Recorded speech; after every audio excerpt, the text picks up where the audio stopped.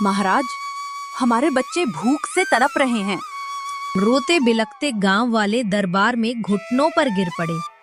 राजा स्तब्ध रह गया, क्योंकि खजाने में अनाज तो था, फिर भी प्रजा भूखी क्यों थी? आखिर सच क्या था? बहुत समय पहले की बात है। उत्तर भारत में अमरपुर नाम का एक समृद्ध और विशाल राज्य था। राज्य के चारों ओर ऊंचे ऊंचे किले, बंद दरवाजे, बीच में सफेद संगमरमर से बना राजमहल और चारों दिशाओं में फैले हरे भरे खेत। राजा सत्यवीर सिंह यहाँ शासन करते थे। वे सिर्फ नाम के राजा नहीं थे, बल्कि अपनी प्रजा के दुख सुख में हमेशा साथ देने वाले राजा थे। हर सुबह दरबार सजता था। राजा अपने सिंहासन पर बैठकर प्रजा की शिकायतें सुनते। सैनिक दरवाजे पर खड़े रहते, मंत्री और सभासद चारों ओर पंक्ति में। एक दिन दरबार में एक बूढ़ा किसान आया।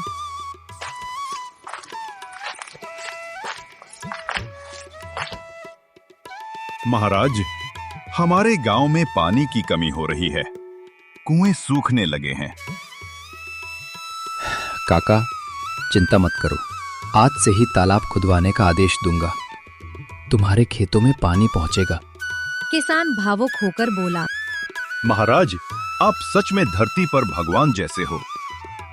ऐसी ही वजह थी कि प्रजा राजा को सिर्फ शासक नहीं, बल्कि पिता समान मानती थी। लेकिन नियति हर सुख को लंबे समय तक टिकने नहीं देती। एक साल आषाढ़ का महीना आया, पर बारिश की एक भी बूंद न गिरी। सावन भी बीत गया, लेकिन आसमान साफ और सूखा ही रहा। धान, गेहूं और बाजरे की फसलें खेतों में ही सूख गईं। गांव-गांव में हाहाकार मच गया। पशु चरने की जगह सूखी घास ढूंढने लगे। बच्चे भूख से रोने लगे। लोग एक एक दाने को तरसने लगे। कुछ हफ्तों बाद प्रजा का एक समूह दरबार में पहुंचा। महाराज, अनाज खत्म हो गया है। बच्चे भूख से मर रहे हैं। महाराज, हमें बचा लीजिए। मेरे बच्चों, तुम सब मेरी प्रजा हो। मैं तुम्हें कभी कष्ट में नहीं छोड़ूंगा। राजा ने तुरंत आदेश दिया, दरबार का कोष खोल दो। नगर नगर से व्यापारियों को बुलाओ।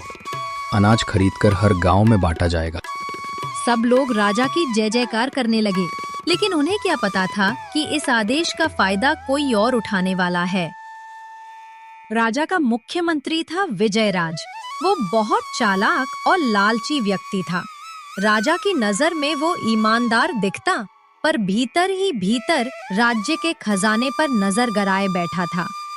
दरबार में मंत्री बोला, महाराज, आप चिंता न करें, मैं तुरंत व्यापारियों से अनाज मंगवाता हूँ। कोष से सोना मुझे सौंप दीजिए। ठीक है विजयराज, पर ध्यान रहे, एक भी नागरिक भूखा ना सोए।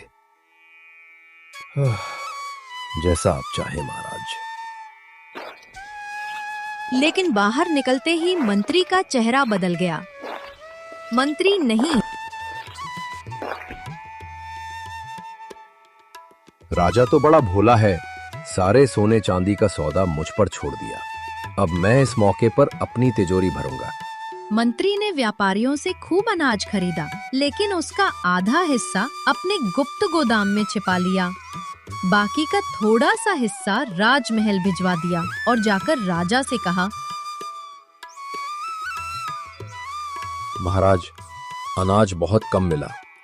जितना मिला है वही भेज रहा हूँ। इतना ही? खैर, जो मिला है वही सही। राजा मासूमियत से मान गए, लेकिन असली खेल मंत्री खेल रहा था। दिन बीतते गए। राजमहल से जो थोड़ा बहुत अनाज भेजा जाता, वो गांव वालों तक पहुंचते पहुंचते बहुत कम रह जाता। लोग अब भी भूखे ही रहते। एक शाम राजा सत्यवीर अपने कक्ष में अकेले बैठे सोच रहे थे। मैंने राज्य का खजाना खोल दिया, फिर भी प्रजा भूखी क्यों है? क्या सचमुच अनाज की कमी इतनी भयानक है, या कहीं कुछ गड़बड़ है?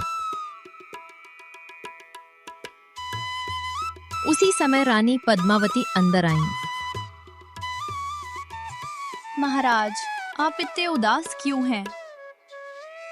पद्मावती, मेरे प्रजा के बच्चे भूखे हैं। मुझे नींद नहीं आती। मुझे लगता है कहीं हमारे ही मंत्री हमें धोखा तो नहीं दे रहे। महाराज, सच्चाई जानने का एक ही तरीका है। आप साधारण वेश में निकलकर स्वयं देखिए। राजा ने तुरंत निश्चय कर लिया। अगली सुबह राजा ने अपना राजसी वस्त्र उतार दिया और एक साधारण व्यापारी का रूप धारण किया।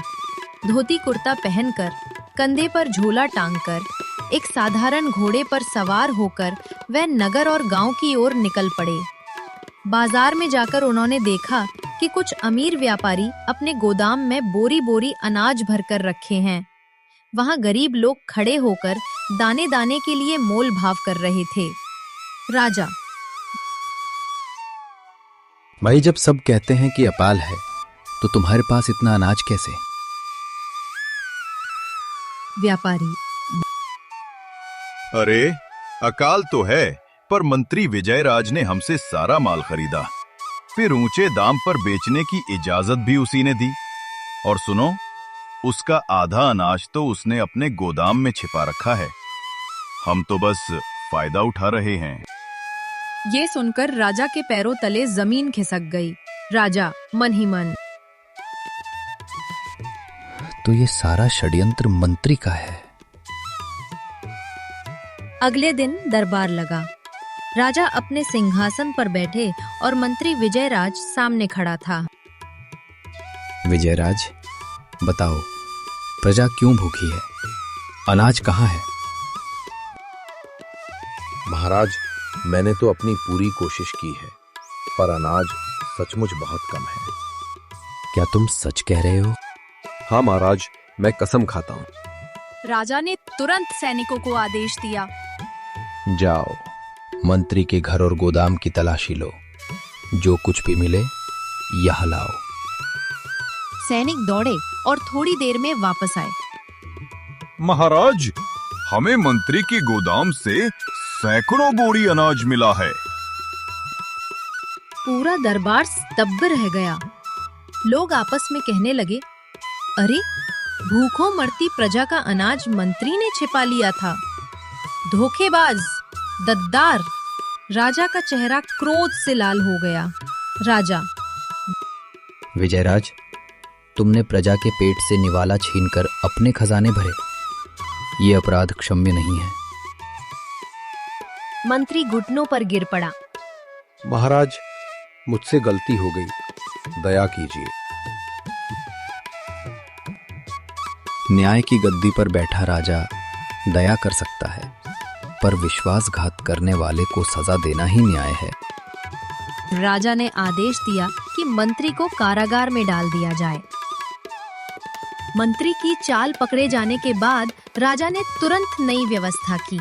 उन्होंने अनाज के बोरे गांव-गांव में बंटवाने का आदेश दिया। गांव के चौपालों पर सैनिक खड़े होते और ऊंचे स्वर में घोषणा करते।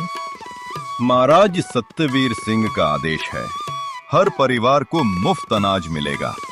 गांव वाले दौड़ दौड़ कर आते, झोली फैलाते और कहते, जय हो महाराज की, हमारे बच्चों को जीवन दान मिला।